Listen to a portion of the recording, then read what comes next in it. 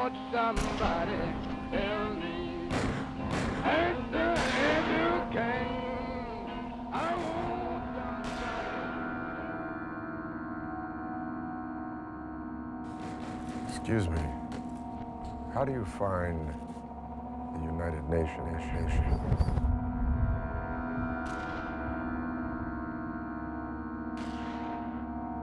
What the fuck you talking about? I'm talking about rain. Rain falls on the flowers and the weeds.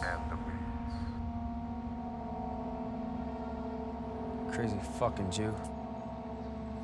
And the weeds.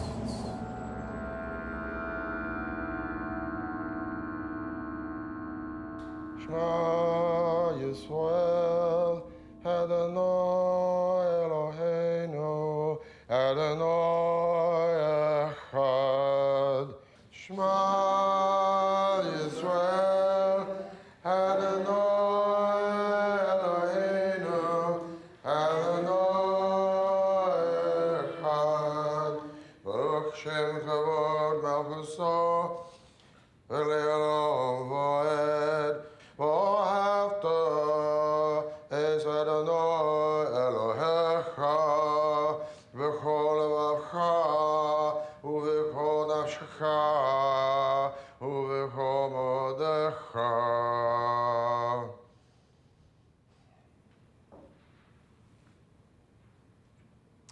You know, today I woke up and the muse was not with me. The inspiration was not in me. The music was not in me. I did not feel the miracles. And I know a lot of you all feel like that. You wake up in the morning, it's just tough to get out of bed, to face the dregs, face the crud, face the schmutz of every day walking around. And so you feel like you have to go out and find the miracle, but you don't have to go out and find the miracle. You just dust off the windshield and take a look because the miracles are everywhere. For instance, on my way here this evening, I experienced the miracle. I watched the sunset. Ha ha ha. That's right. Now, I know some of you have never heard the sunset called a miracle. And some of you may think that the sunset as a miracle is just a lot of New Age claptrap. But in the context of prayer, the sunset is a miracle. What do we mean by prayer? We mean we talk to God, and if you hear a voice back, you're schizophrenic. That's good. Chuckles are good. God likes chuckles. God likes chuckles. If you hear a voice back, that's God. If you don't hear a voice back, that's God. If you hear nothing, that's God. All of that is God, because in true prayer, God is not only He to whom we pray, but He who prays through us. That's right. He's praying through us while we're praying to Him. It is one endless continuum. It is ongoing. It is never ending. Listen to me. God ain't like a fax machine. God ain't like email. You know, He doesn't sit up there and just think, I'm reading this letter and then maybe I'll send it back tomorrow. It is a continuum. Prayer is the constant search for the means of repair. Constant, ongoing search for the means of repair. There's an old Hasidic saying that man is the source of his own problems. That's it. Not fate, not out there, not something out there. Man is the source of his own problems. And subsequently, a really excellent rabbi, who happened to be my tata, my father, said that each of us, with his covenant with God, each of us must rely upon him or herself. That is all. No other being can really help us. Yeah, they can offer us cheap advice or coaching or support or make us feel good for a second. But in the covenant with God, each of us must rely upon him or herself. A person in his covenant with God is his own creator, innovator, redeemer, Mashiach, Messiah. Listen to me. I am trying at this moment, I am at every moment, at every day, to redeem myself from the darkness of my own exile. I am endlessly searching and asking for the light of my own personal redemption. That's right, and I'm a rabbi. Yes, rabbis need help. That's why we study Torah. That's why we study Torah. We study and study and study. Genesis, Exodus, Leviticus, Numbers, Deuteronomy. We read this, the prophets, the writing, because we don't know. And that's why we pray, because to pray is to notice the light all around us, the wonders all around us. To see the miracle in the natural and ordinary. Listen to me, just to see the miracle in getting up in the day and seeing the natural and ordinary. To see the miracle in all people. To see the miracle in the smallest act of goodness, the smallest act of compassion. To notice the miracle in the brilliant, intelligent, beautiful eyes of a young girl. To notice the miracle in the face of a desolate, destitute, ancient old man. To see the miracle in this is God. To see the miracle in the sunset. That's all we got. That is it. Good. Amen. All right. Will all those who are in mourning please stand for the mourner's Kaddish? And I say unto you once again that the beauty of this prayer has no mention of desolation or death. It is only life-affirming. Yisgadal v'yisgadash shmei Rabba. Amen. B'yavad divrach yusei. V'yarlich malkusei v'kayakon v'yimekon. V'kaye v'kol v'yis Yisrael. V'agalo u'visman karif v'imru. Amen.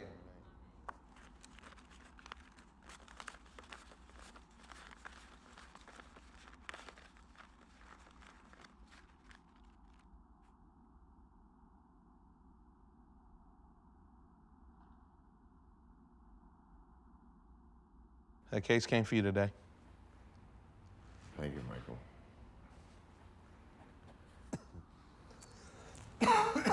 Rabbi, you okay? You don't look so good. You need anything? Address, Michael. I need that address. The address? Mm-hmm. Okay. Here. Thank you, Michael.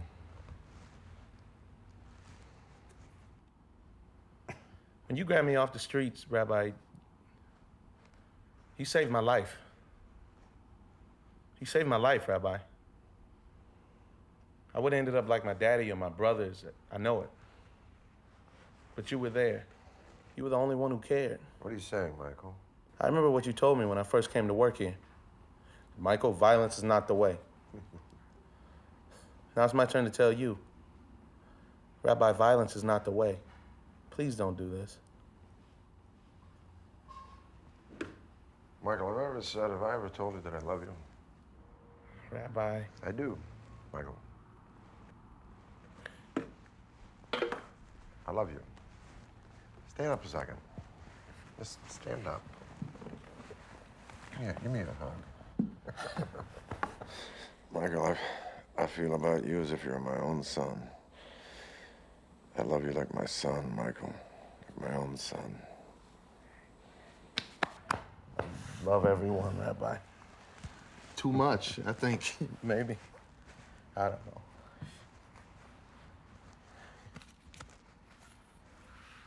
What's inside?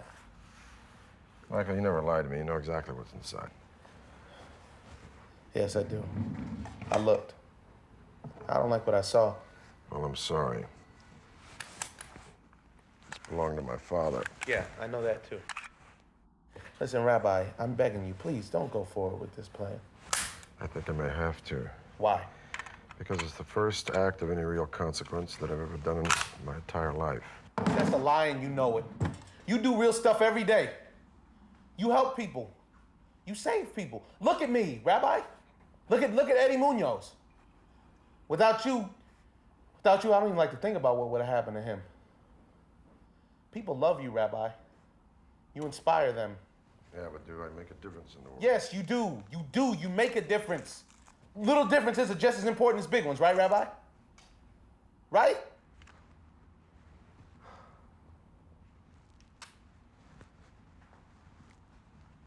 Let me ask you something, Michael. Sit down for a second.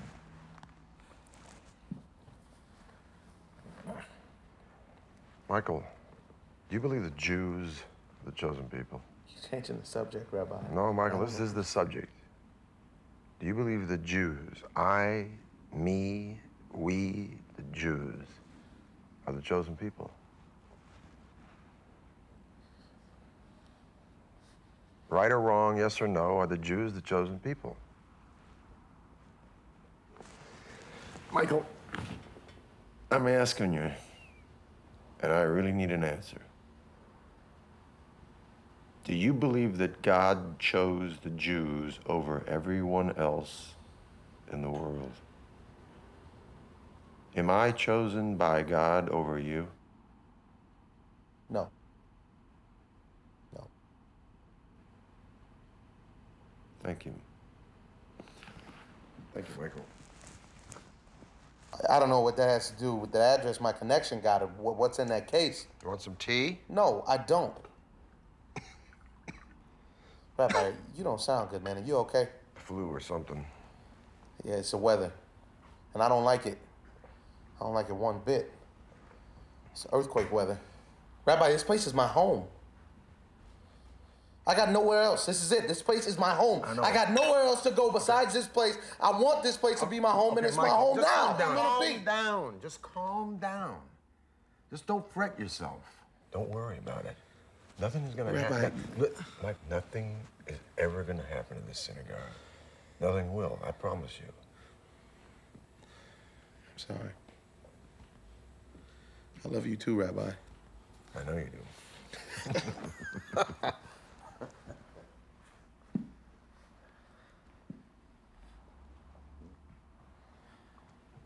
Hey, Rabbi. Yeah. Does the river make the banks, or do the banks make the river?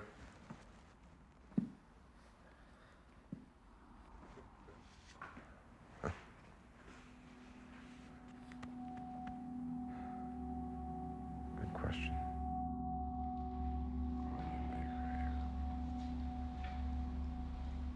You break my heart.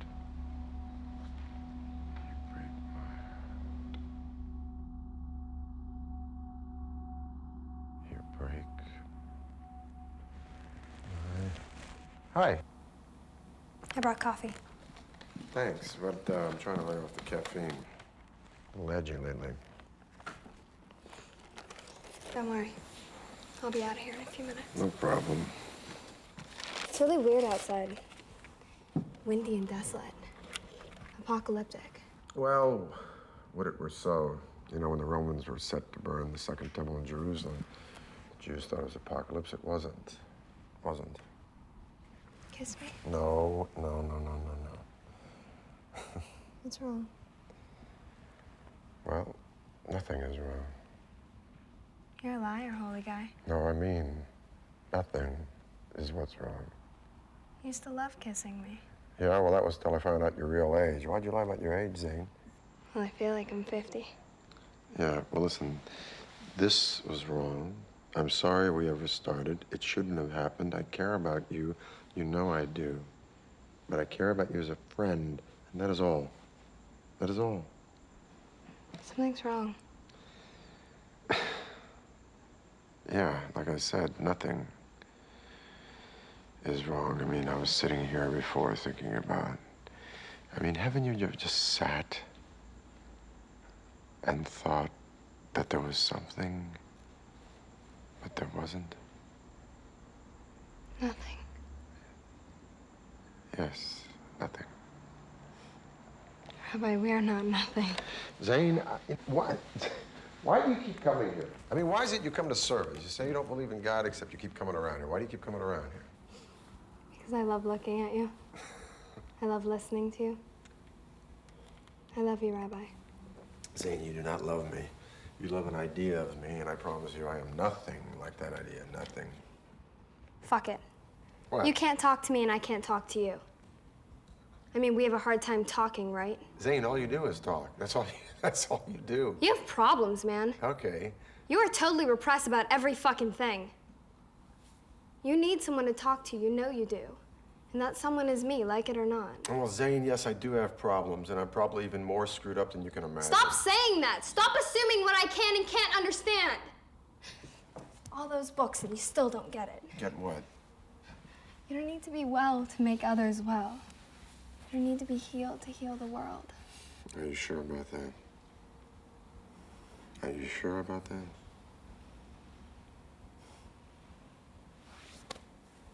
I should go. Okay. I have an appointment.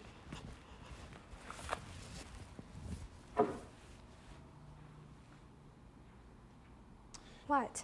What? Don't look at me like that. What? Don't judge me. I'm not judging you, Zane. I would never judge you. Just be careful, all right? Just be careful. I love you. I love you too, and I'm happy that you love me, and thank you. I just want you to love me back. Zane, I do love you back. I love you back. You need me. Zane. She's dead, Rabbi. She is not She's dead. dead. She is not dead, Zane. She is my wife, and she is alive, and I love her, and I want you to be happy. I want you to have everything in your life. I do not want to get into this. I know. I know. You don't love me. I don't believe in God.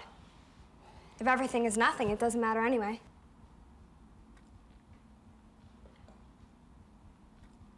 Why don't you say something? Because you're talking, because you talk all the time. And you say the same thing over and over again. And I don't know what to say. I'm kind of sick of it, tell you the truth. You're an asshole. I'm sure I am. Don't say anything. Just please, just don't. You don't get it, do you? Get what? You don't get it! I can see that now you never will. Maybe God is real. Maybe not. We won't know until we're dead. Right now we're alive, Rabbi. Alive. We had something. We had something beautiful, something godlike, to use your words. We did. But now it's gone. Dead.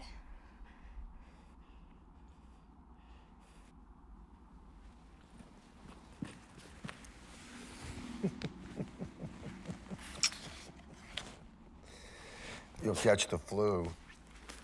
I hate you. No, you don't. Fuck you!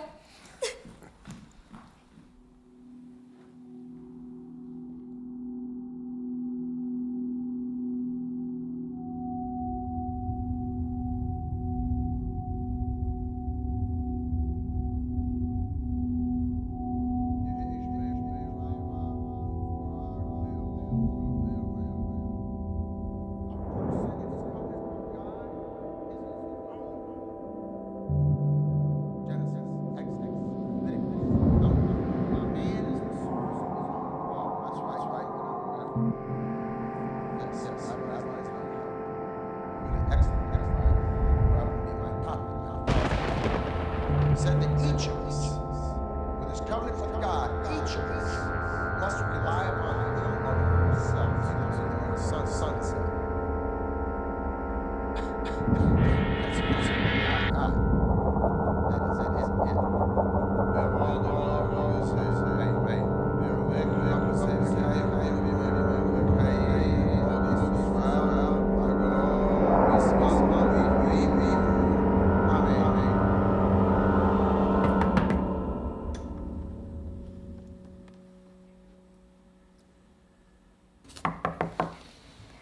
Yes. Rabbi, I was hoping we could talk. Yes. Come in. Hi. Karen, hi. Hi, Ben. Sit. You want some tea? No, thank you. So how you guys doing? That's the thing. I'm doing well. Ben's not. Well, I'm sorry to hear that. So tell me, what can I do? How can I help? Tell me what I can do. I'm not really sure if you can, but we're here, so I just thought that we should come to temple. I'm losing it, Rabbi. Ben hasn't really gotten over what happened. Uh-huh. I was hoping you could talk with him. Yeah? Sure. Okay, Ben. Why don't you just say whatever you're feeling? Just, Whatever comes into your heart or your mind, just tell me, whatever. Well, you know, it started last year. You know what happened. I don't have to go into it. No, you don't have to go into it. Well, he feels responsible. I don't blame anyone. It's no one's fault what happened, but he thinks about it all the time. He turns it over in his head, reading about hate on the internet. He's obsessed with those people's love of hate. We talk about it, and we talk about it over and over again. And he says that there's no God, Rabbi. I really believe that now. I've come to the conclusion that there's just nothing. Nothing.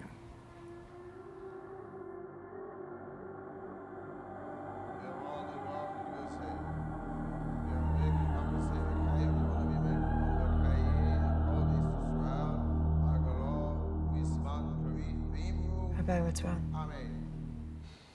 I'm sorry. Go on. Well, he doesn't really mean what he said. He's just not feeling well. I mean, he just needs someone to explain how you can continue to have faith in a world like this. Excuse me. Well, I felt like that when I was in Vietnam at Dak To. And when my wife became ill, I felt the same way. And then I realized something, and it is difficult. The world pursues its natural course, and it is really difficult to see this when we feel we're in a living hell. The world pursues its natural course. And say, for instance, that I steal a flower seed and I plant that seed in the ground. To us, it would be expecting justice, just and right, that flower does not grow, but it does grow. The world pursues its natural course. Or suppose, God forbid, I seduce my wife's best friend. I break the law. I don't just break the civil law. I break the law from God, given to us by Moses. I break the law. It would be correct and right that she does not get pregnant, but she does get pregnant. The world pursues its natural course. The world pursues its natural course. I don't get it. Well, what does it have to do with violence? Or this gang, this hate that killed our unborn child? Ben, because the world pursues its natural course, and we do not know what that is. We do not know the course of God. We do not know the natural course of the world. Listen to me. In 70 AD, the Emperor Vespasian ordered his son Titus to surround Jerusalem. And we, the Jews, were inside, spending all of our time fighting and kicking and screaming and slaughtering each other over these pithy problems of who was in control, or whether Mashiach had come. And then when Titus began to burn down Jerusalem and destroy the Holy of Holies, we thought the apocalypse had come. The apocalypse did not come. Titus just took us out by the thousands and crucified us. We thought it was the end. It was not the end. Jerusalem thought it was the end. It was not the end. But from this destruction, the Jesus people went their way, and Ben Zakkai and others gave us the Talmud. We went on. Gave us the Mishnah. We went on. We were reborn. We went on. And we went on because the people that survived had faith. That's it. We go on because the people that survive have faith. That's it. When something like this happens, it's hard to have faith in anything. Well, this is what Karen is saying. This is the only question we have to ask. This is it. How do we live in this world when we feel God is slipping away from us? How do we do this? We just have to throw our hat over the wall, Ben. That's all we can do. Just throw it over the wall. I mean, Moses stood in front of 50 doors of understanding. 49 were open to him. One door was closed to him. One door is closed. What can he do? I mean, what can he do? He just throws his hat over the wall. He just throws it in the air. It's just faith, Ben. Faith. He substitutes faith because he doesn't know. I mean, my dad, bless his heart, was a tough nut. But he told me that true faith, true wisdom, is the ability to just act in the face of incomplete information, the ability just to go on the face of nothing. This is faith. This is all we got. Faith. I have faith, despite what happened, Rabbi. I just want Ben to. Faith does not exist in certainty. Faith does not exist in logic. Faith does not exist in science. Faith is not linear. Faith exists and lives in the domain of doubt. Faith lives in the domain of darkness, of not knowing. Faith and doubt. Faith and doubt. You know, my old man, after he died, my mother moved us to Corpus Christi, Texas, and I grew up in Texas. And there's a long legacy of Jews in Texas, have been for a couple centuries. But in spite of that, I felt totally alone, completely alone. But my old man's words rang in me because my old man had said that if you can live alone, if you can be happy alone, being alone is where you find real faith. Being alone is where you find God. And if you can be really happy alone, you can be really happy on this earth. Okay, well, I learned to be alone. I learned that. And then I grew up, you know, and I'm asked to, like, interpret profound words of prophets. I'm asked to stand up in front of everyone and speak the words of prophets and interpret them. And sometimes, you know, I mean, I don't know what I'm saying. I don't know what I'm doing. Then why go on, Rabbi? I mean, why care? Why live? What's the point? The point is that you have a responsibility to live, Ben. You have a responsibility to be. That is the first and simplest thing asked of us, to be. Listen to me, Ben. I know you want to get a gun, and I know you want to go shoot these motherfuckers and kill them. I know you want to cut them open and sing and laugh and dance while they scream. I know you want to do this. But all spiritual traditions, all of them, not just ours, but all of them on planet Earth, if you take away the political bullshit, just ask one thing of us, one thing. To serve what is in front of us, to handle what is in front of us with goodness. And the first order of that goodness is to be. To be is good. Now, the bad news is that this goodness includes everything. It includes evil as well as benefit. That's why Moses prayed for the Egyptians who died chasing his ass across the Red Sea. Pray for your enemies, Ben. It sounds like garbage. It sounds like drivel. I'm telling you, look at me. You pray for your enemies. You pray for your enemies. This sorrow, this despair will go. I promise you that. It will go. You pray for your enemies. You pray for your enemies. You pray for the light and the darkness. You pray for the dolphins and the sharks. You pray for the rain, the waterfall, and the droughts. You pray for the chemotherapy. The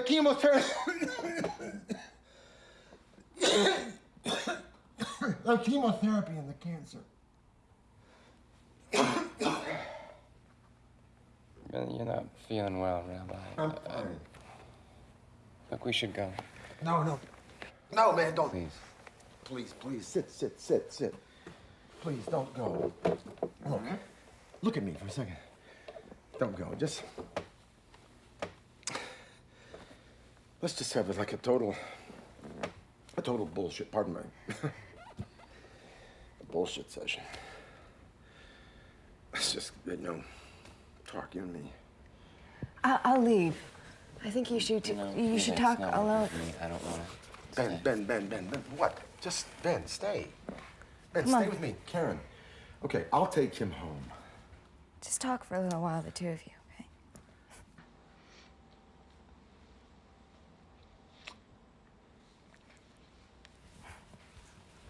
Where you parked, in the back? Yeah, I'm in the lot and back. Okay. Thank you so much, Rabbi. You go, I'll take him home. He'll be okay. Thank you. He'll be okay. Thanks for staying. You want Sure. some tea? You sure you don't want some tea? You can smoke in here if you want. Really? Yeah. Thanks. I love that Leonardo you gave me. I love that Leonardo. What's a copy? Yeah, well, it's a copy, but it's incredible draftsmanship.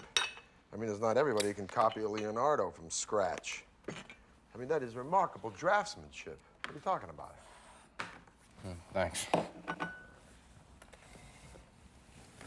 Are you making any money with the art? A little bit.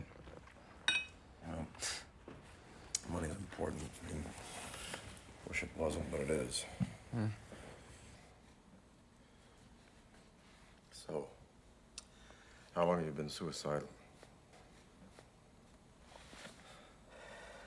I don't know. Not too long, I think. Since...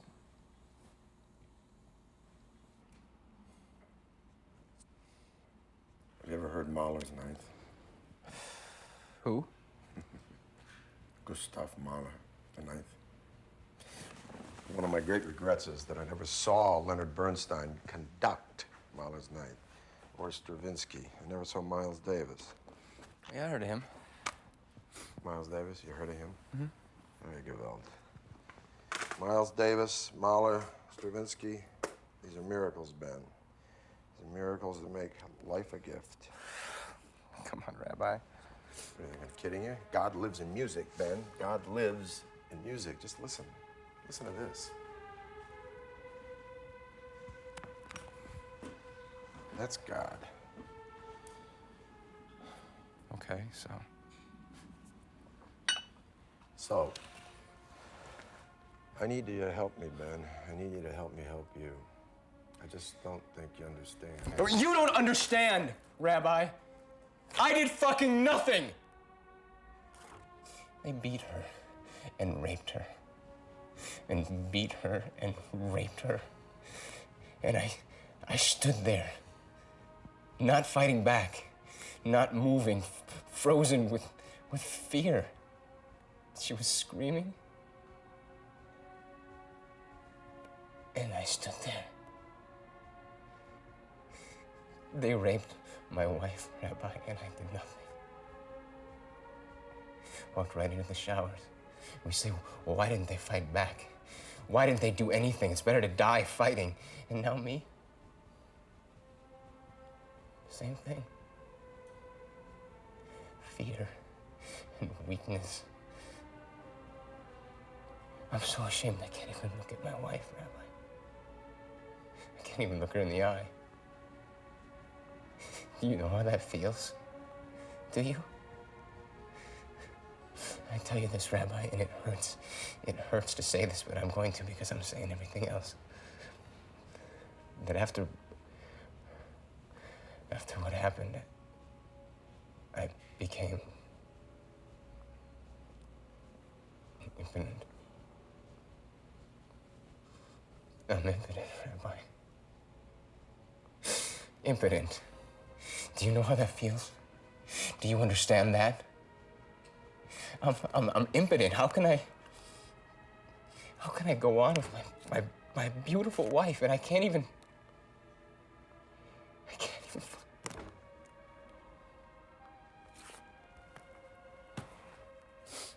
Have you seen a shrink or a doctor?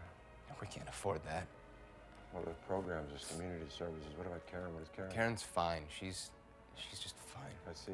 No, you don't see. Okay, I don't see, Ben. But we're all responsible for this, Ben. All of us, even me. You? Yeah. Well, that's the first thing you said that I agree with. You are responsible. You're responsible for saying stupid, meaningless things. The world pursues its natural course. That's bullshit, and you know it. That's just an excuse. That's all that is. The world pursues its natural course.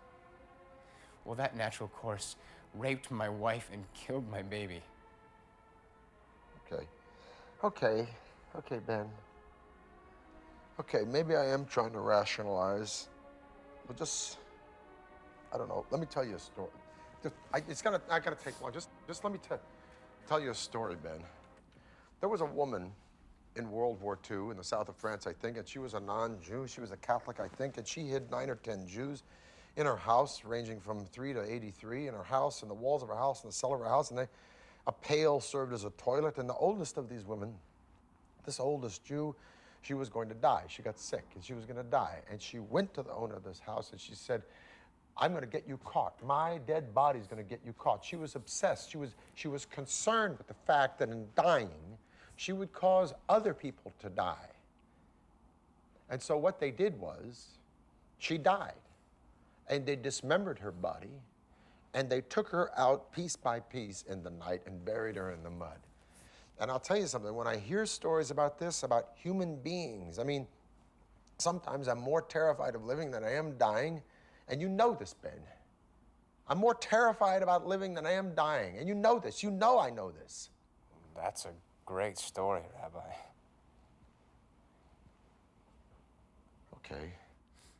Look, Karen and I were really sad to hear about your wife. I love her, Ben. I love her more than I love God, and God forgive me for saying that, but when she got sick, my life was over, and I did not fear death anymore, and I had not one single reason to go on living, but I found one. I found one reason, other people. And that's all I got now, Ben, and now I'm schlepping in these junkies and these hookers and these drug addicts off the street, and I don't know if I'm doing anything. I feel fucking useless doing it. But I've gotten something out of it, and the thing I've gotten out of it is that anybody who's got a why to live can bear up under anyhow. And all these fools I'm dragging it off the street if I'm doing anything are my whys. You are one of my whys, Ben. You are one of my whys. Gee, thanks. Well, that's good. Sarcasm is good. I mean, it shows you have some fight. It shows you have, like, some courage or power to survive this damn thing. Sorry. No, I'm sorry. I'm sorry for wandering around here talking so much. All I'm trying to say is, Ben, that you in your way, me in my way, both of us in our different ways, I don't know. I mean, it's like we've gone inside, we've shut the door, we've locked ourselves in. But see, that's the point, Rabbi. You don't get how... I mean, I'm going out there living in the real world with my wife, and you don't get how I feel at all. I mean, have you even been listening to me? That's what I'm saying, Ben. I can only listen to you. I can't do anything. You say they walked into the showers? Well, guess what? Some of us didn't walk into the showers. And you know the people that survived Shoah, they either find serenity in living or they drown in despair. There is no middle ground. They drown in despair. And who's going to talk them out of it? I don't have a raped wife. I did not live your horror. I don't know your sadness. All I got is some empathy and some sympathy and some parables and some sayings and some prayers. But no matter what I say, it is never going to be you. And that is why I am useless. And that is the one thing I do know, but the one thing I don't know is what the hell else to do with my life? Because just like you, I'm wandering around trying to search for some meaning. And that's why I'm wandering around here trying to help you find some kind of something in your life and thus mine. You're wrong, Rabbi. You are good. You're the only good man I've ever known. I'm sorry that you can't help me. It's not your fault. Ben, there is no meaning in rape and murder and catastrophe and violence. And you are never gonna find any meaning in it. You are never gonna find meaning in it. The solution is in the solution. And the only thing you are ever gonna find meaning in is how to live your own life with your God-given intelligence and your God-given courage and your God-given faith. And I am not just some cockeyed optimist. I am a faithist. I have no idea what you're talking about. I've always been a good person. I believed in doing good, and I still do. All my life, do unto others. Do good everywhere you can, and it'll come back to you.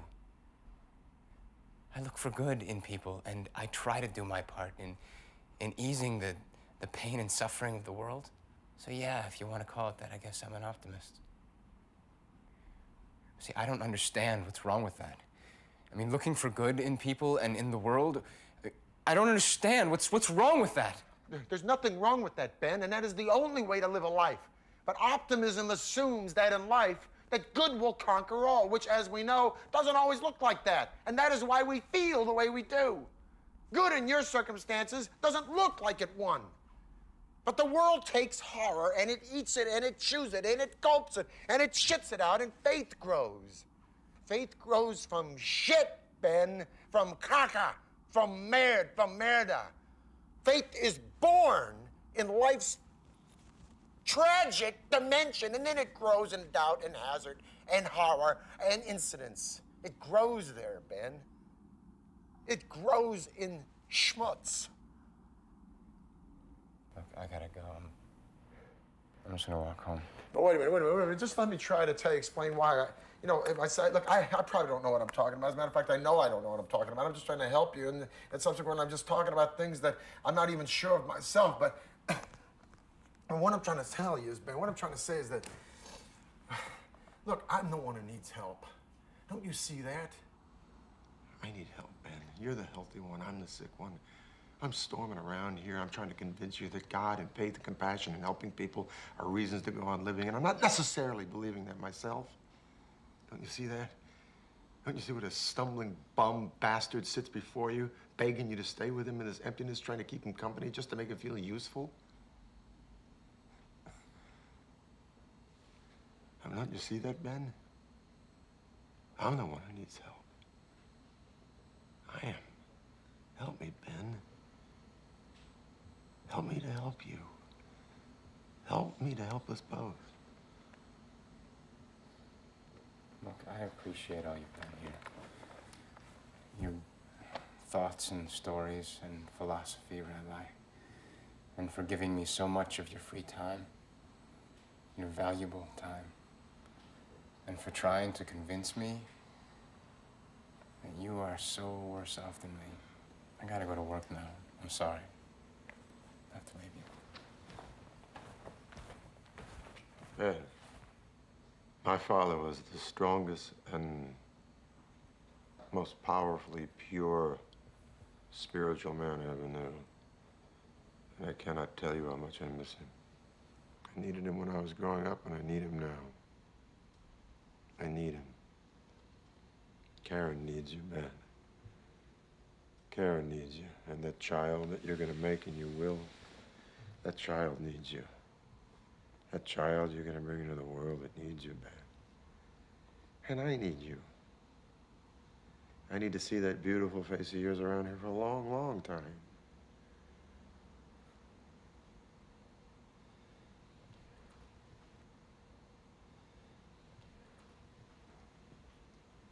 You said your father was a rabbi, too. He was a wonderful rabbi. He was a wonderful man. He was funny, and he loved people, and he was wonderful.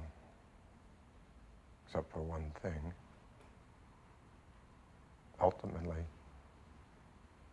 he couldn't make sense of suffering either, so he became convinced that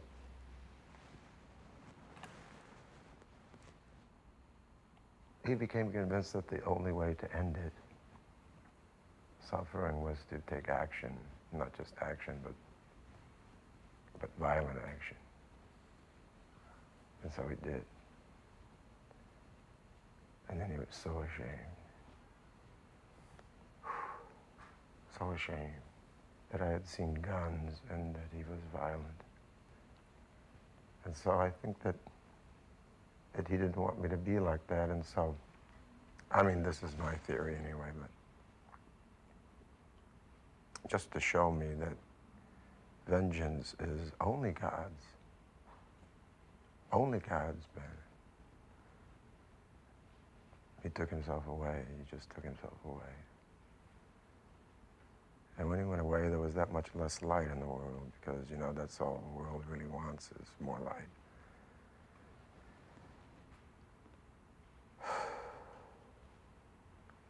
Just more light. Just good and compassionate soul. Just good and compassionate soul. Like yours, Ben.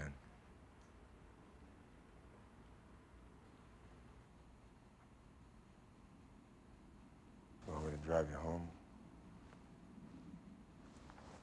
No, I'm just gonna walk. Okay. Okay.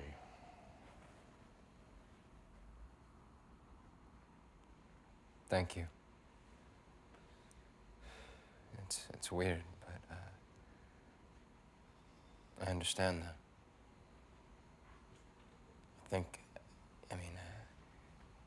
I actually feel better.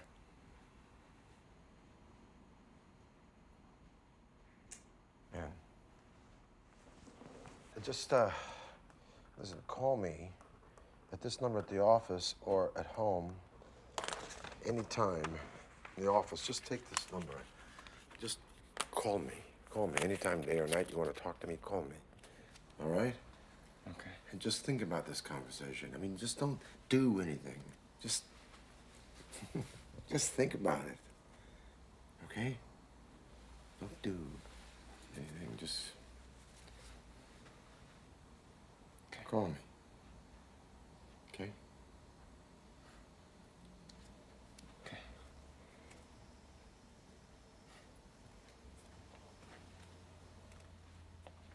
For Miriam's healing, I am begging you to heal this boy.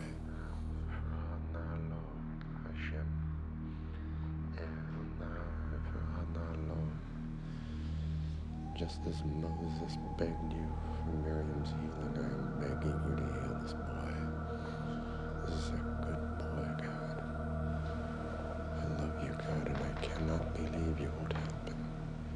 I won't believe it. Just make me useful. Just give me a sign. Because I don't know quite what else to do. And I know you've given me free will. But I don't want that now. I just want you to help me guide him. Help me lead him. Help me. Just help me with one life at a time. Just one soul at a time, Hashem. Just help me heal him one life at a time. One life at a time. One soul at a time. If you have the flu, you should go home and get in bed. What are you doing back here, Zane?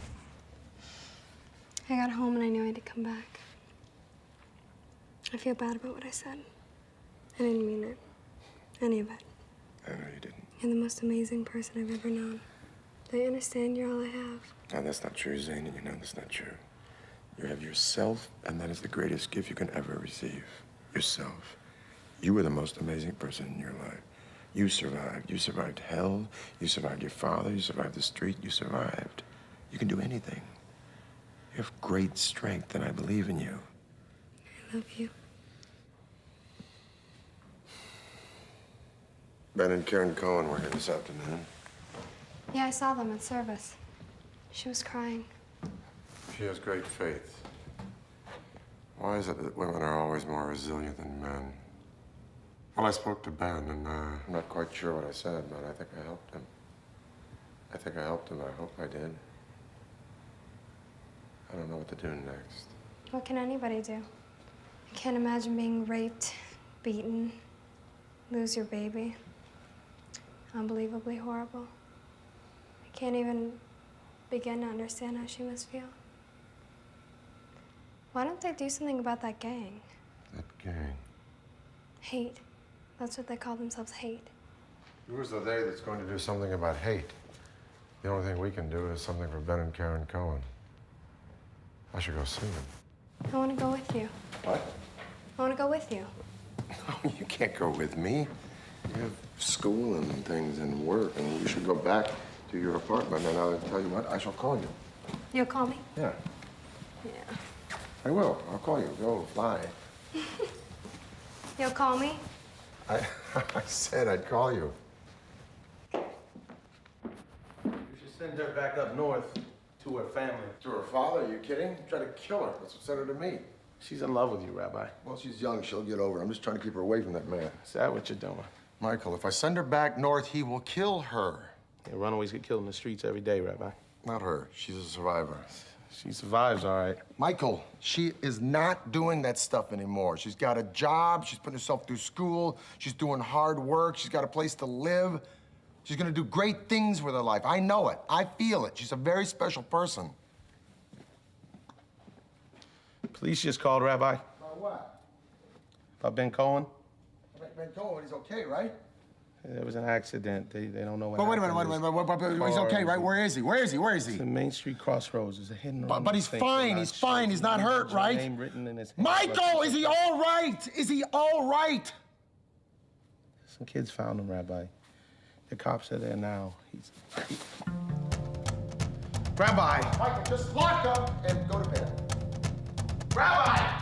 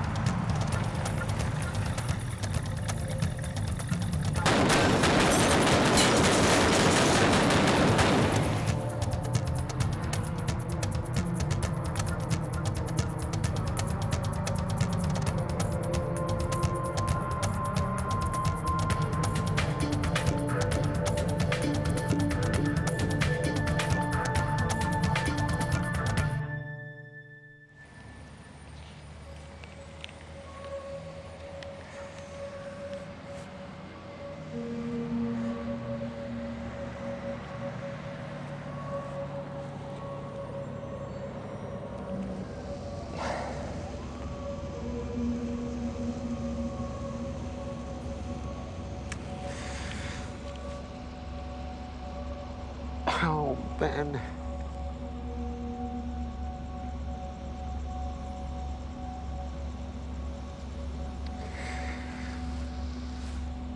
What did you do?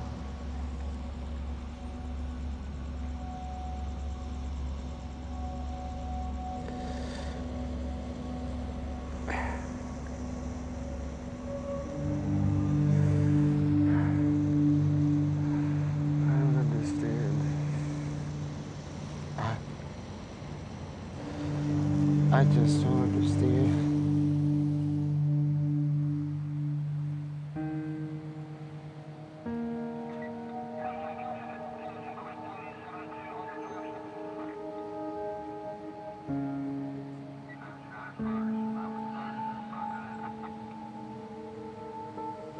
I don't understand.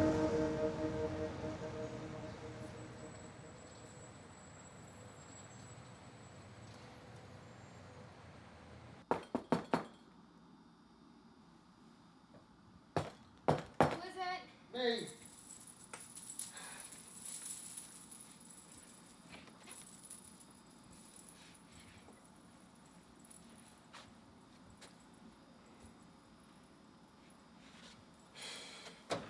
Tell him to leave.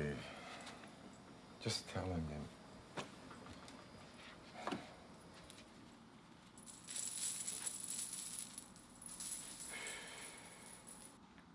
Get out.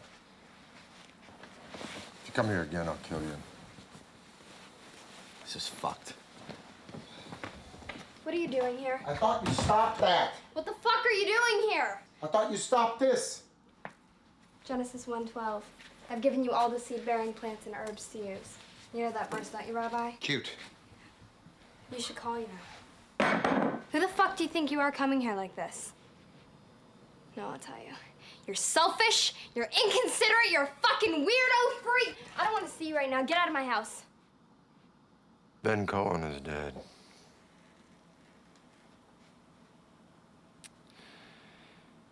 He didn't kill himself. He had an accident. He wanted to live, Zane. He wanted to live.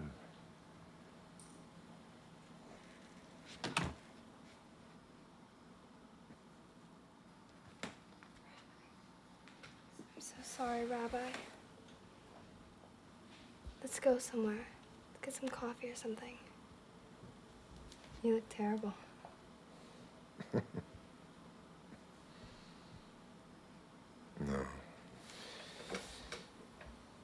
I'm sorry. I should go. I'm not even sure why I came here. Please stay. No. I know why you came here. Because you need me. We need each other. We're all we have. No. I'm sorry if I... What is wrong with you, man? What is wrong with me? You want to know what's wrong with me, Zane? I'll tell you exactly what's wrong with me. I do not want you, Zane. I do not want you. And every time you start talking about how you need me, every time you start talking about how we need each other, the more I just am offended by you, Zane. The more I just resent you. You understand? Do you hear me? You don't mean that. You have no idea what you're saying. Your mouth moves and words come out, but they don't mean anything. You're such a fucked up guy. I can't believe it. You fucking little hypocrite. You fucking little omniscient fucking twerp. You say there is no God, but you're obsessed with love. Then you say love is God, but you sell it for nothing. And you have tricks walking in and out of here, and you're using again. What is this? What is this? You get high, and you say you need me. What is that? I don't know what this is. What about the love we made? What about that? Was that nothing? That was a mistake, Zane. That was a sin in the eyes of God, see? That was wrong. I gave you everything. I'm going to see Ben Cohen's wife. Look at me! Look at me! Where is God is a bullshit question. The question is, where are you? When two people love each other with all their heart and soul and might, that is God. Do you hear me? That is God. You read too many books, Zane. You can do better than that. Zane, you understand what I'm saying. I know you do. You understand what I'm saying. No, Rabbi. I don't understand you. I feel sorry for you. I hate you. You think you're better than me, but what do? You kill people, Rabbi. You kill people like Ben with your self-pity. Ben was an accident. Ben was an accident. You're not a man. You're nothing. Ben was an accident. Nothing. You talk about nothing, but you are nothing.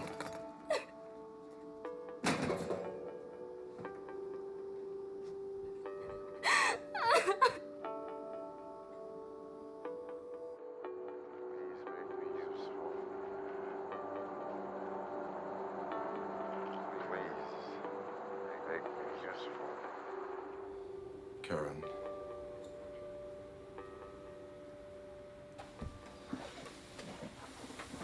Karen, pray with me. Let's pray together. No. Karen, pray with me. I need you to pray with me. Leave me alone. Karen, if there's anything you want,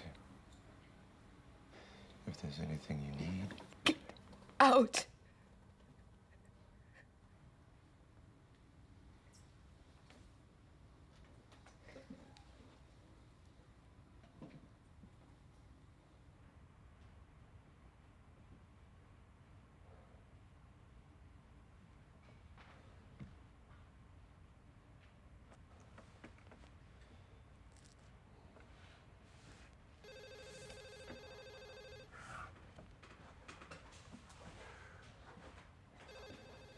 Karen, he wanted to live. I know this.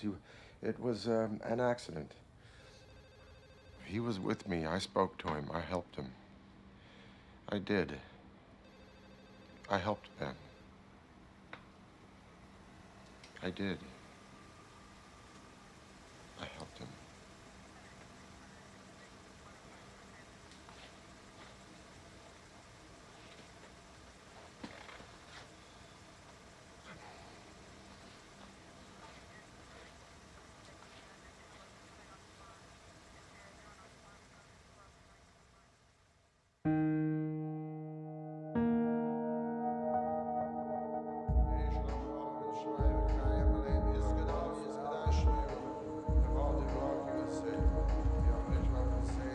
Please make me useful. Please make me useful.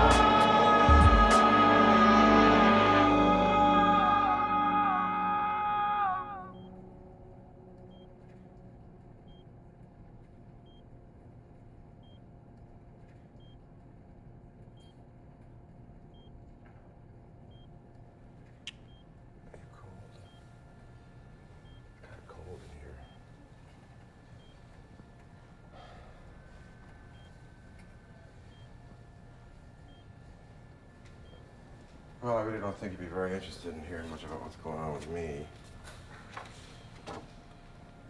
My life, most of it, all of it, feels pretty meaningless.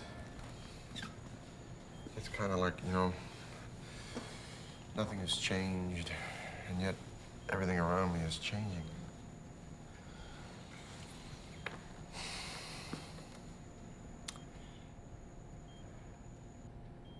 I have no friends.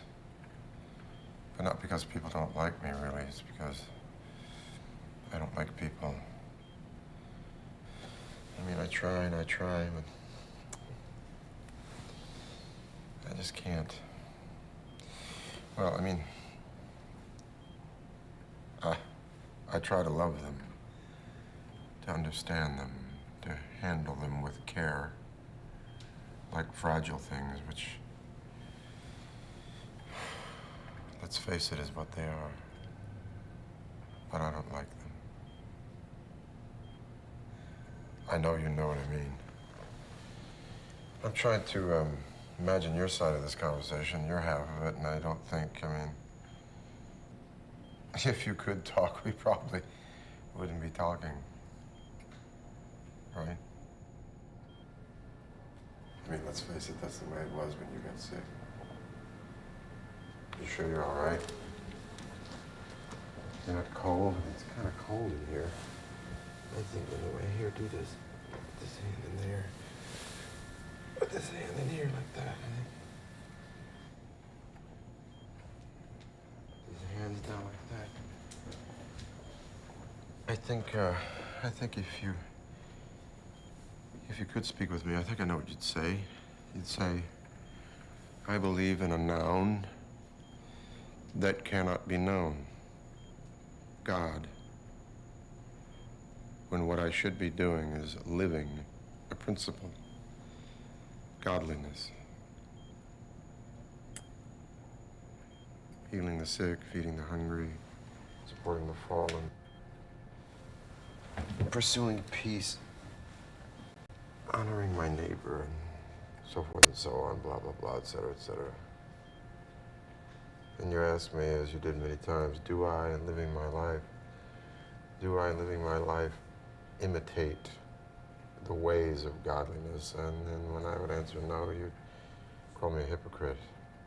And then you go on and on and on about how godliness is only doing. It's doing justice and caring and curing and protecting, and that to behave in a godlike fashion is the only way to know God. And that is, I'm pretty sure, what you'd say, right?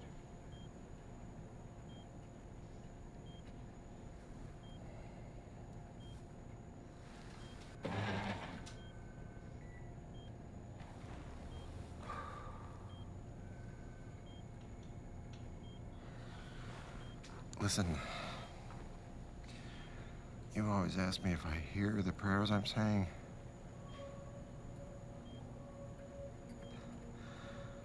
If I'm really listening to the prayers, and, well, I've been thinking about this quite a bit, and I think you're right that I love you. I pray.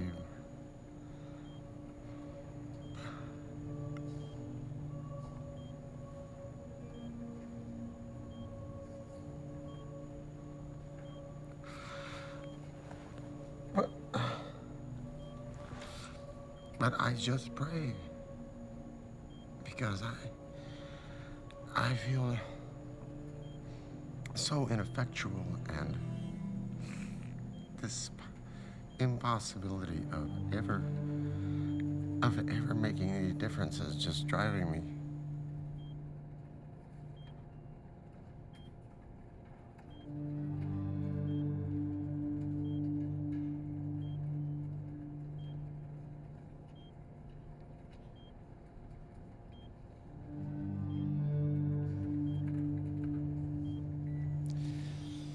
Well,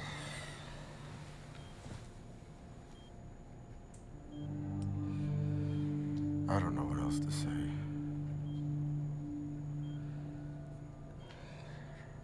I don't have anything else to say because me and Michael wanted. He thought that we should, or that I should try to, I don't know, try to tell you how I feel because we should, or I should try to reach some closure on the situation. And Michael doesn't understand, or he won't, or he can't understand that.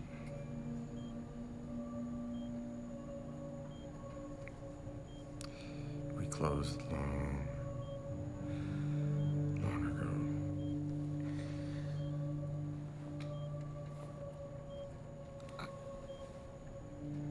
All I can do now is apologize and say I'm sorry.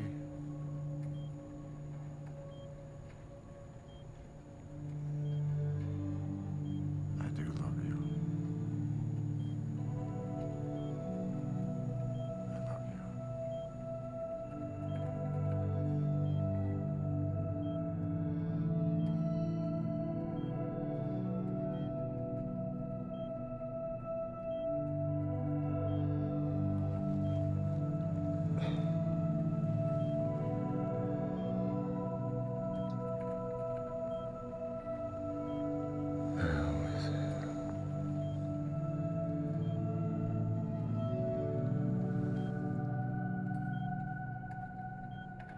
And so you feel like you have to go out and find a miracle. You don't have to go out and find a miracle. You just dust off the windshield and take a look because miracles are everywhere. In the context of prayer, the sunset is a miracle. In prayer, the sunset is a miracle. Because in the context of prayer, God is both He to whom we pray and He who prays through us. We pray to God, He prays back to us. That's right. God is praying through us too, just like we are praying through Him. It is a continuum. It is ongoing. It is never ending. Prayer is the constant search for means of repair. Constant, ongoing search for means of repair. Oh, God. Help me. Help me, God. I also know that the truth. You're a coward. You okay? I know, I'm sorry. Where are you going? Where would you like me to take you? I can take you wherever you want to go. I don't know. I don't know where I'm going. Just, you don't mind just driving around. Be good. No problem. I'll drive you. Just rest. I really thank you. Thank you for your kindness. Well, my brother's a rabbi. Well, I was just out walking, I guess. I was wandering, actually, and then I was thinking about my... Well, anyway, I heard a voice cry out, and it was a girl crying out for help. And I tried Sit back. Relax. You've had quite a night. Been through a lot. You have no idea. Please forgive me, it's humiliating. I mean, I'm a rabbi and I'm supposed to. It's just ridiculous. I mean, I'm supposed to help people. I can't even help myself. You're tired. You're exhausted. Rest. Been a really long, hard night. The world is spinning out of control. I try to be the still center. But I can't hang on. I just can't hang on. Lean on me. It's okay. I want to hold you.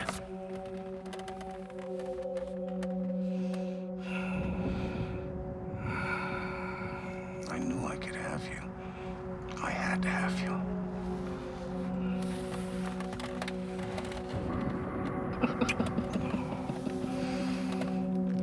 I like kissing you.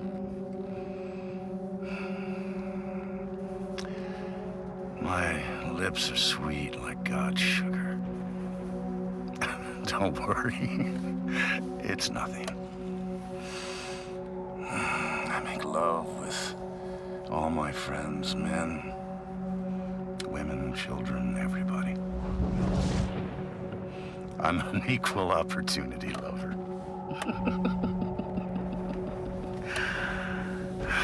You all make love with me sooner or later. No one escapes.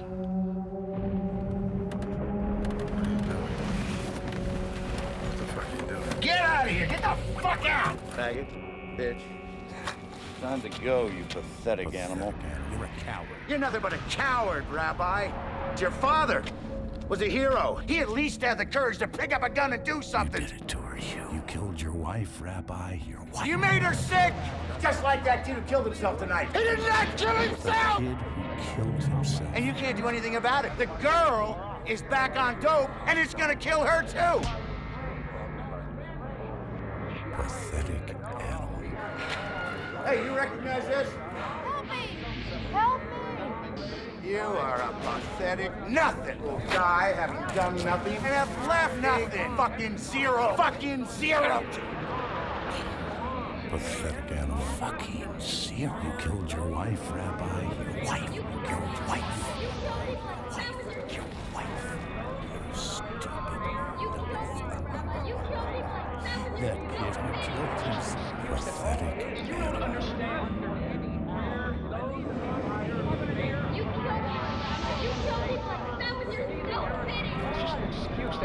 Oh, God. Oh, God. That's bullshit. You know Thank God. Thank God. I thought I killed you.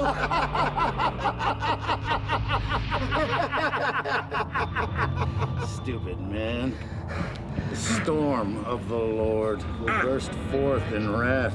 A whirlwind swirling down on the head of the wicked. And that motherfucker is the truth. Is the truth. Is the truth.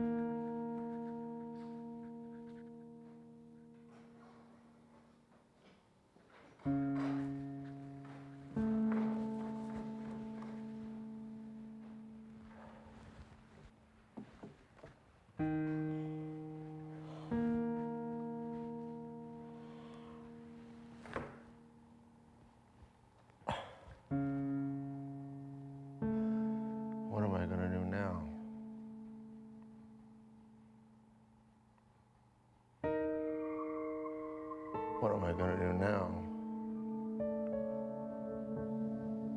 I've done something terrible. What do I do now?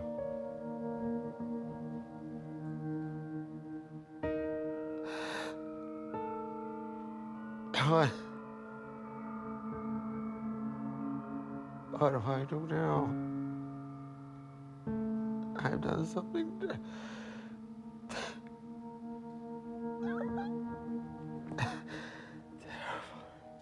And you did nothing.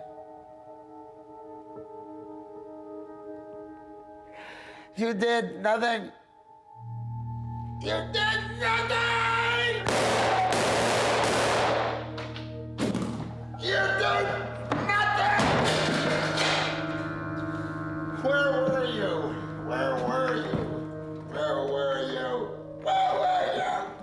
Where were you?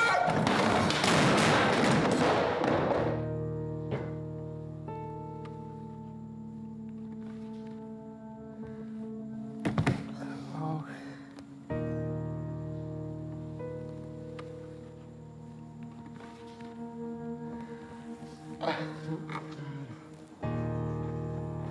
Sorry.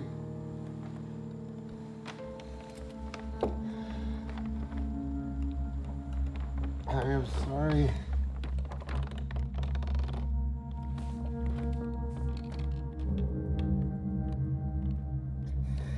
I know I am my axe and I try to do good.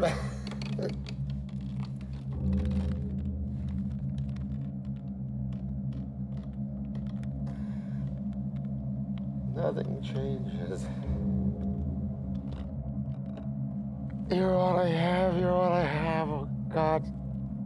Oh God. Just give me something. Give me something. Give me something. Give me something. Give me something. Give me something. Give me a sign. Give me.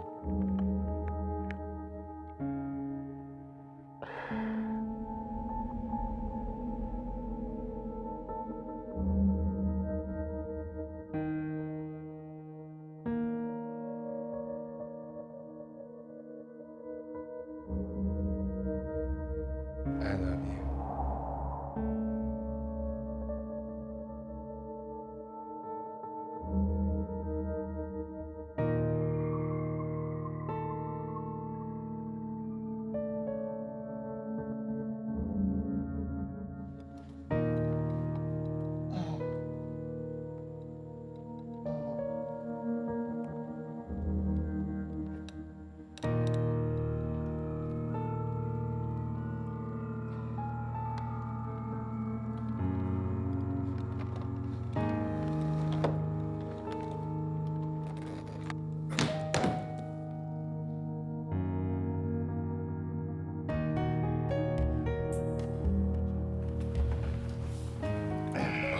Sorry about that, Rabbi. Saw what you did out there. Really messed things up. Well, that's an understatement. Did you put the tar back in the ark? Did what I could. Hold still. I didn't know you knew how to take out a bullet, Michael. No bullet here. Went clean through. In right there, out your shoulder. Been lots of stuff in gangs, Rabbi. Some good, some not so good. This falls into the not so good category. Oh, don't be worried about calling the police. I'll call the police. I'll call the police right after the service. Only thing I'm worried about is you, Rabbi. Well, Michael, the 6 days of creation took a lot of work. The sour seed had to be sweetened.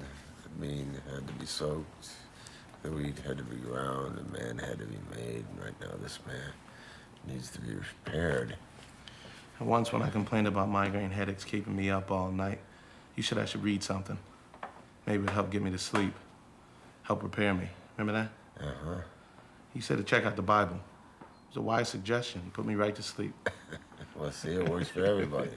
Yeah, I checked out the Gospels. Ah, Jesus. Now, there was a tough and smart rabbi, unlike me. You guys are more alike than you think. Take the story of Christ's Passion, for example. Now, that one didn't put me to sleep. In fact, it did the opposite.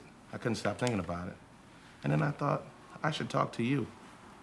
This is really gonna hurt, Rabbi. You ready? Yeah. Ready? Deep breath. Oh, God. Yeah. Yeah. Christ's passion, Rabbi. Christ's passion. Now, at least that's what they call it, is Christ's passion, but I think that they're wrong in doing so. Well, the passion is when he started his suffering, when he rode into Jerusalem. Yeah, we think too much about the actual pain, the physical pain. I mean, pain is bad, but there are worse things. There must be millions of people on this earth right now suffering at least as much as Christ did. I mean, physically. Really, how long did he suffer anyways? What was it, like 4 hours? Well, Pilate had him flagellated, and the Romans took him out and nailed him up, so it's like 4 hours on the cross. Yeah. What I'm getting at, what I think, is that there's a kind of suffering. Kind of suffering is much worse than the physical. Like Gethsemane, the agony. Exactly. Now, the disciples are asleep. They don't understand nothing. Not the Last Supper, not nothing. The law comes, they run. And Peter denies him. For 3 years, Christ talks to these disciples. Day and night, they live together, and they still don't have any idea what he's talking about. They just don't get it. All right, last piece. Now, they all abandon him. They all abandon him. All his disciples leave, and he's left alone. Now, that to me is suffering. To have everyone abandon you when you really need someone. I know you're not going to abandon me, Michael, and I'm not going to abandon you.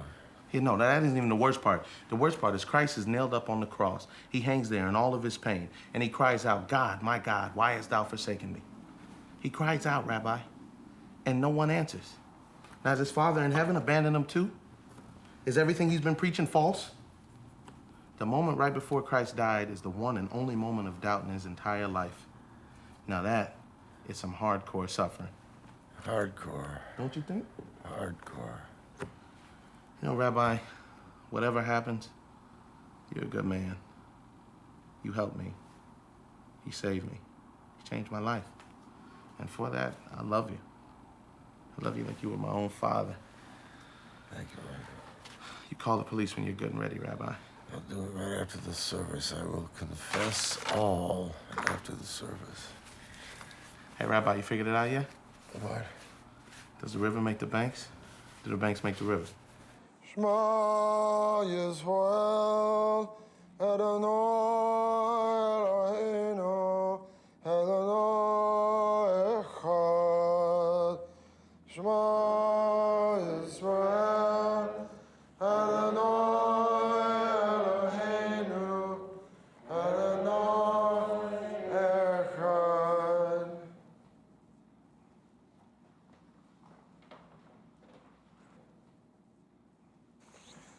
I want to interrupt the service today, and I want to jump right to what we call the drash, or the sermon, because something happened to me last night. I just want to tell you about it. I wandered into a huge, gaping void. I wandered into a black, hideously dark void, and this void called out to me, help me, help me.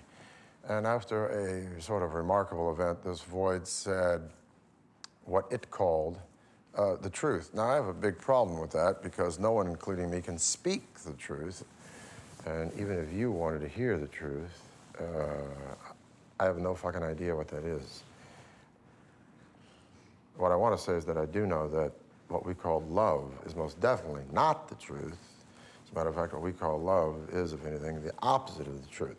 And what I also want to say is that we call religion is for sure not the truth, because these words spewed from the mouths of these meatballs who maintain that they are interpreting, defining God is nothing more than one big, giant loogie hocked up by bilious and sanctimonious bums who stand on pulpits of derision, divisionism, elitism, and superiority, all just to make you feel better than and thus separate. No, religion is not the truth. Religion sure as hell isn't God.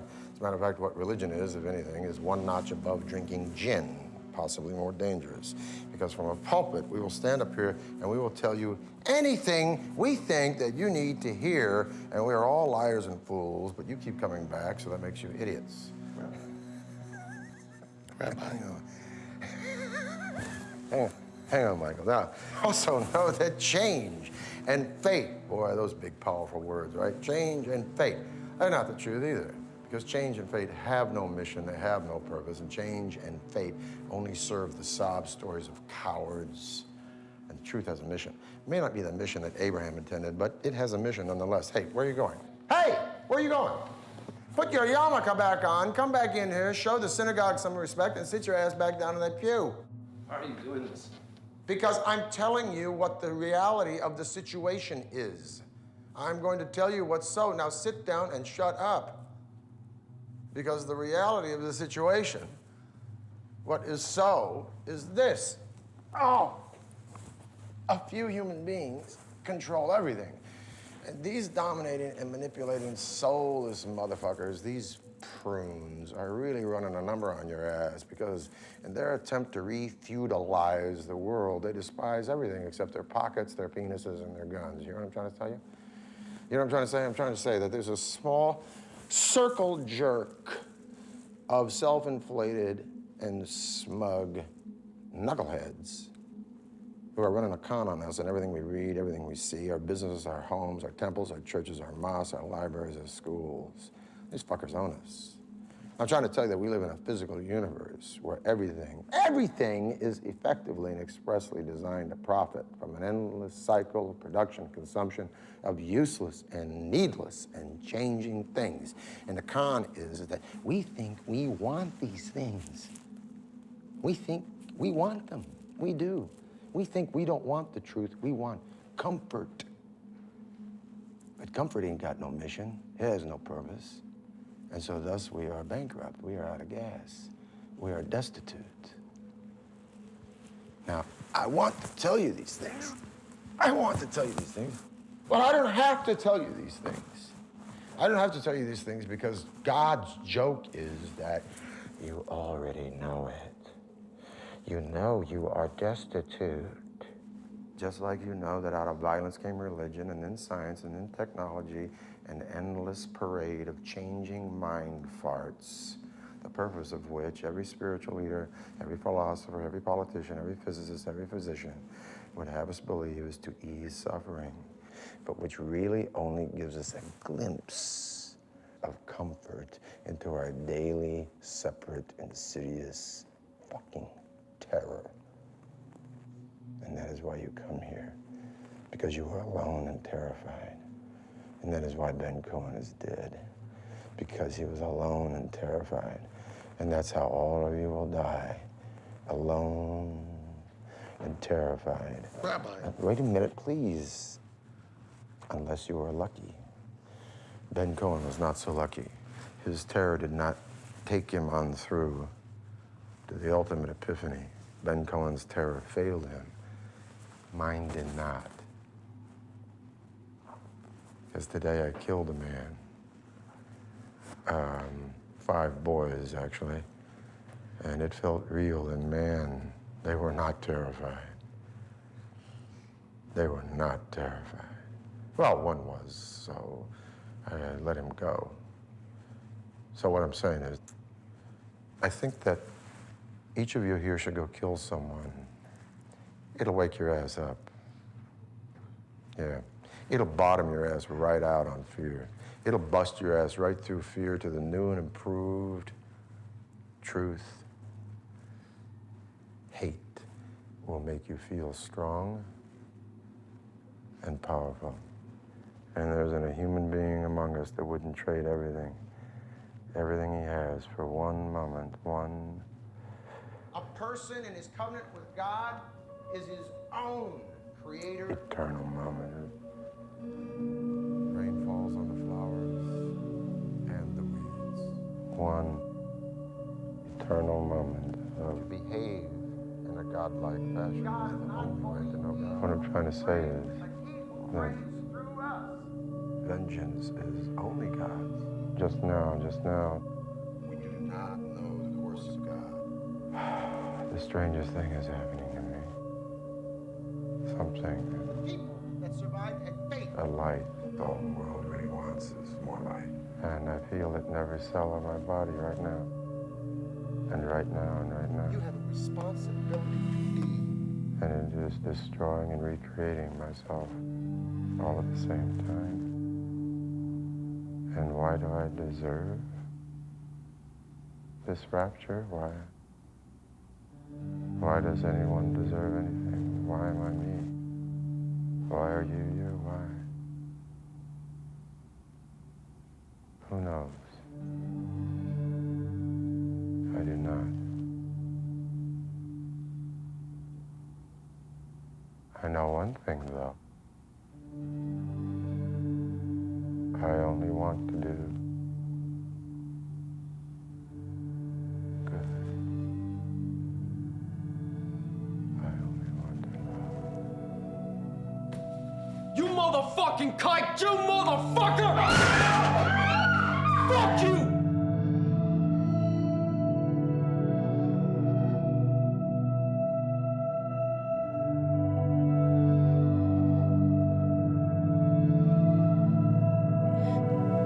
Rabbi, look at me. Do you hear me? Rabbi, look at me. Look at me, please. I love you. Please don't leave me, please.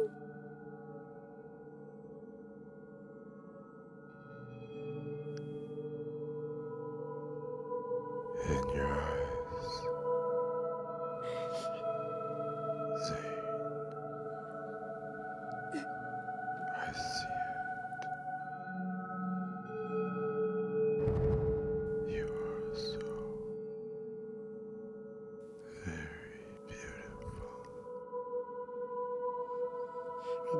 Rabbi, the river makes the banks. Make the river makes the banks. Rabbi, the river makes the banks. Make the river makes the banks. Don't leave me, please.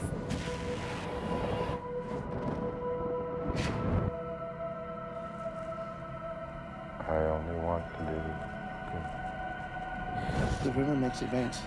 Make the river makes the banks. The river makes the banks. Make the river make the banks. Rabbi, the river makes the banks. Make the river makes the banks. The river makes the banks.